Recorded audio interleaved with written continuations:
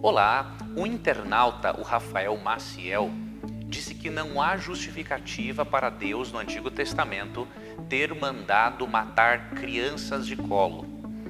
Vamos à própria Bíblia e permitirmos que ela nos explique.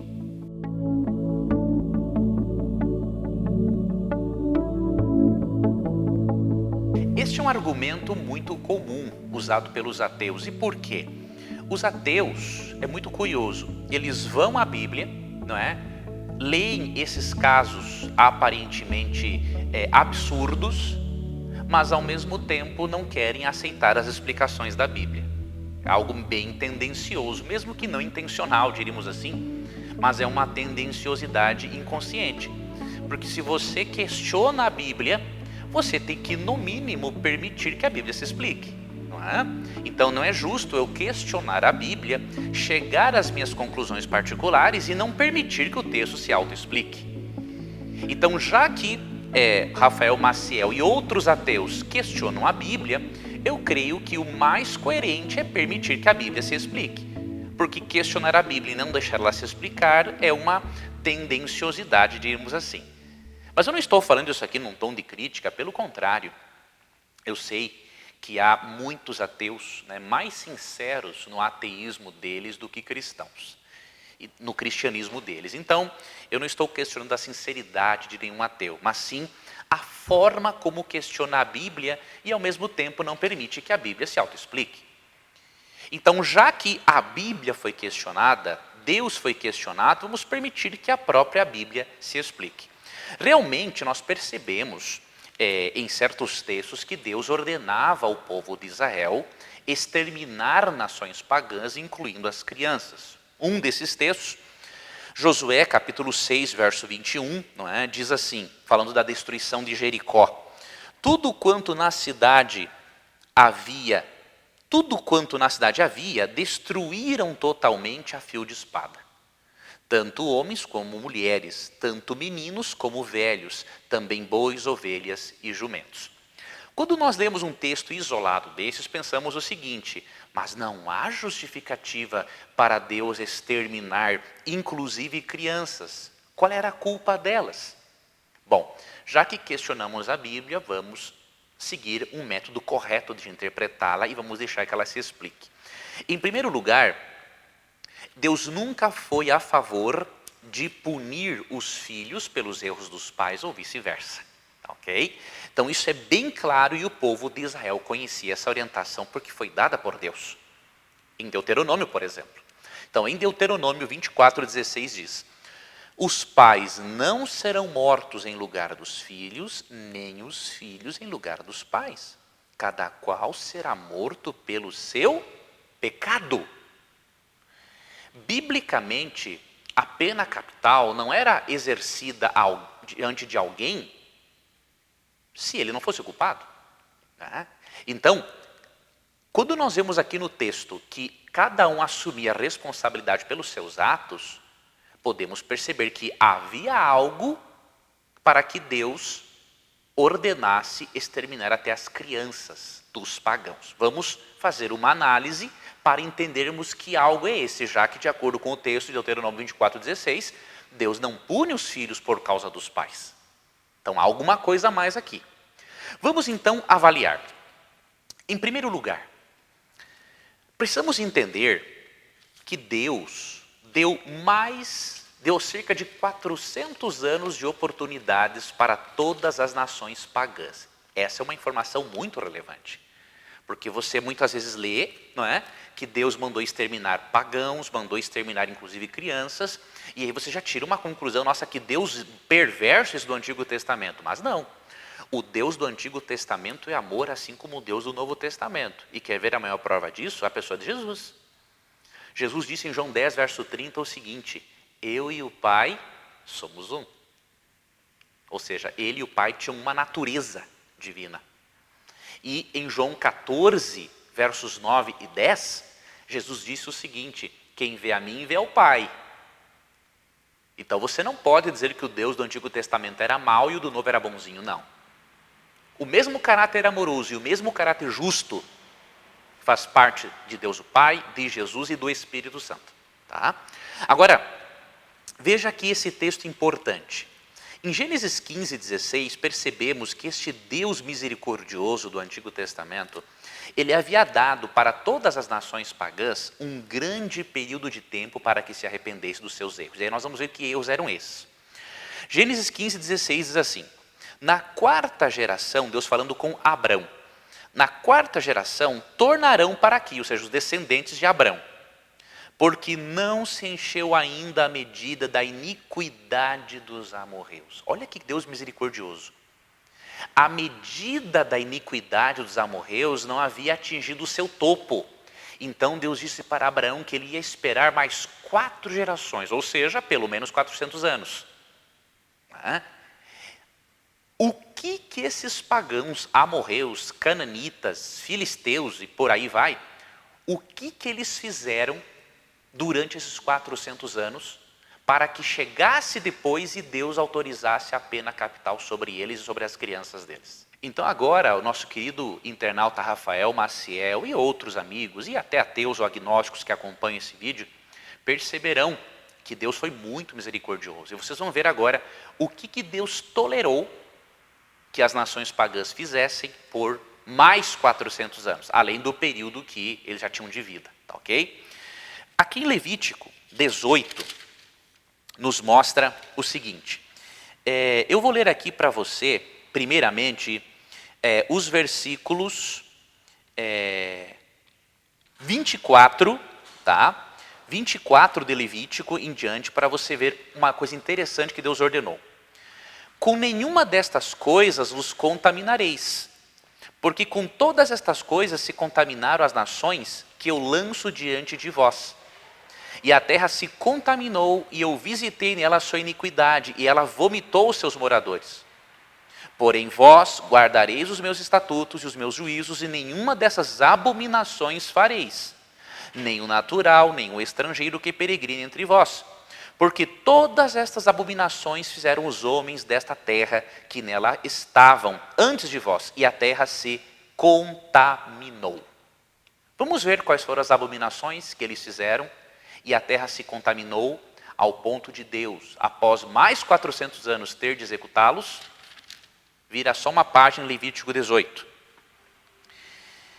Vamos ler aqui só alguns versos. Verso 7. Não descobrirás a nudez de teu pai e de tua mãe. Ela é tua mãe. Não lhe descobrirás a nudez. Descobrir a nudez é fazer sexo. Os pagãos tinham costume de fazer sexo com os pais, e os pais faziam com os filhos. Imagine como estava a mente de todas aquelas crianças, filhos dos pagãos, que viam os pais fazer sexo com os irmãos e fazer com eles mesmos. O que você acha que essas crianças transmitiriam para as suas futuras gerações? Vai analisando, usando a lógica, usando o raciocínio e a realidade da vida, tá? Avaliando também a realidade da vida. Outro texto importante, olha aqui, ó, verso 10 de Levítico 18. A nudez da filha do teu filho, ou da filha de tua filha, a sua nudez não descobrirás, porque é tua nudez. Ou seja, eles faziam sexo com os netos e com as netas. Imagine como que estava a mente destas pessoas. E aí você vê, verso 11, ó. Não, vamos ler aqui um outro verso, ó. Verso 12. A nudez da irmã do teu pai não descobrirás.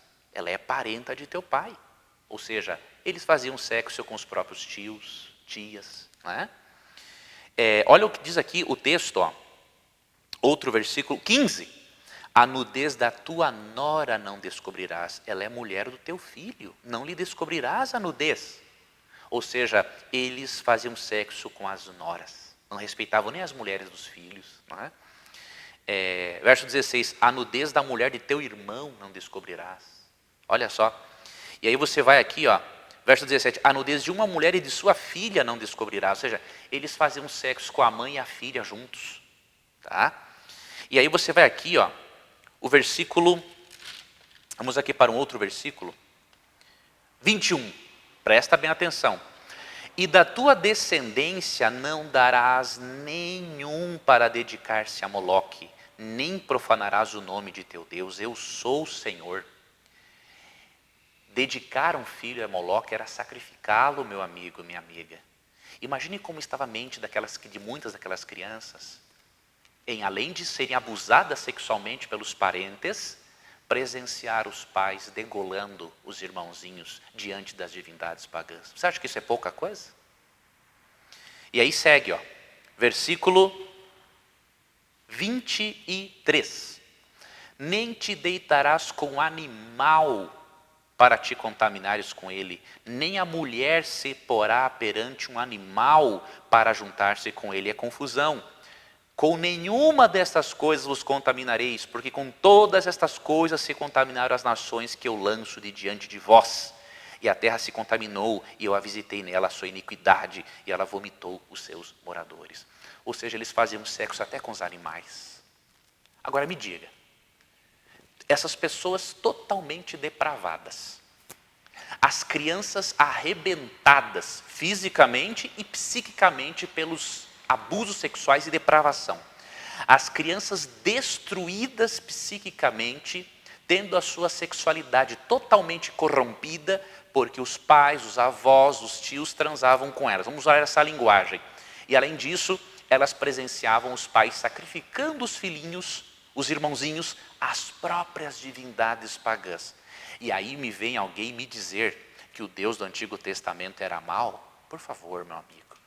Estude a Bíblia devidamente antes de questioná-la devidamente. Deus deu mais 400 anos além do que eles já tinham tido de tempo, para que eles se arrependessem. Só que chega um momento em que o amor tem que gritar. Deus é amor, mas é também o quê? Justiça. Então, para o bem dessas crianças que estavam totalmente destruídas psiquicamente, fisicamente, com a sexualidade corrompida, Deus teve que ordenar o extermínio delas. Com dor no coração, Deus teve que fazer. Porque aquelas nações se tornaram gangrenas morais. O que um médico tem que fazer diante de uma gangrena em algum membro do corpo? Ele tem que amputar para o bem do corpo. Então Deus, como médico divino, se viu diante de uma gangrena moral e ele teve que amputar. E eu finalizo dizendo uma outra coisa. Existiram casos em que Deus não quis que as criancinhas fossem mortas. Aí isso é importante também avaliar.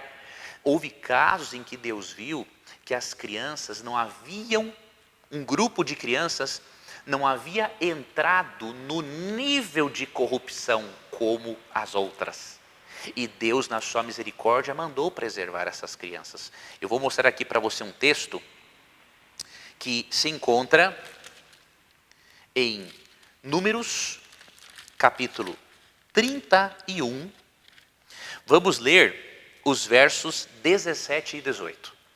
Agora, pois, matai dentre as crianças todas do sexo masculino, e matai toda a mulher que coabitou com algum homem deitando-se com ele. E por quê? Porque já tinham se corrompido por meio daquela sexualidade depravada. Porém, todas as meninas e as jovens que não coabitaram com algum homem, deitando-se com ele, deixai-as viver para vós outros. Então perceba que quando foi possível, Deus preservou a vida das crianças, daquelas que não haviam chegado ao nível de corrupção e depravação na sexualidade, ao ponto de transmitir para várias gerações e transmitir com isso o sofrimento. Um outro detalhe que é muito importante, leia Josué, por exemplo, capítulo 2. Aqui mostra o exemplo de uma pagã que se arrependeu e era prostituta, a prostituta Raabe.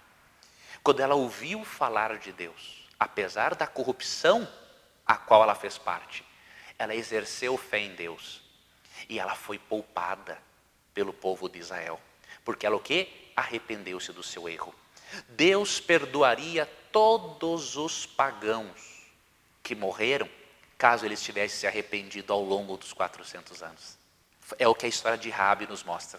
E o perdão dado por Deus a Raabe foi tão pleno que ela faz parte da genealogia de Cristo, o Salvador do mundo. Leia, por exemplo, Mateus 1, verso 5, onde mostra que Raabe estava na genealogia de Jesus. Ou seja, o Cristo, o Salvador do mundo, no aspecto humano, teve essa descendência, mostrando que o perdão de Deus é para todos. Se todos os pagãos que se depravaram, sacrificaram crianças, se corromperam, fizeram de tudo, tivessem se arrependido, Deus com certeza teria perdoado-os, assim como perdoou Raabe. E um outro exemplo importante, leia também Gênesis 18. Em Gênesis 18 você percebe o seguinte, que quando Abraão dialoga com Deus, né, acerca da destruição de Sodoma e Gomorra, ele faz uma série de questionamentos, até chegar a um ponto em que ele pergunta assim, no verso 32 de Gênesis 18, não se ire o Senhor se lhe falo somente mais essa vez, se porventura houver ali 10, ou seja, se houver 10 justos em todas as cidades de Sodoma e Gomorra, o Senhor destruiria essa cidade? E aí Deus respondeu, não a destruirei por amor dos 10. Tendo cessado de falar a Abraão, retirou-se o Senhor e Abraão voltou para o seu lugar. O propósito de Deus, meu querido amigo internauta ateu, nunca foi e nunca será destruir a vida.